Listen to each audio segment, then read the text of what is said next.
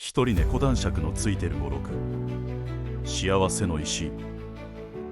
人は放っておくと自分にとって最悪な状況を考えるようになっています。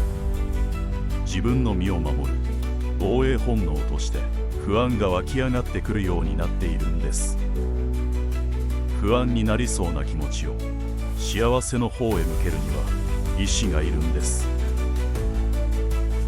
何が起こっても幸せなことを考えるように意志で持っていくんです。何かいいことがあったら幸せなのではありません。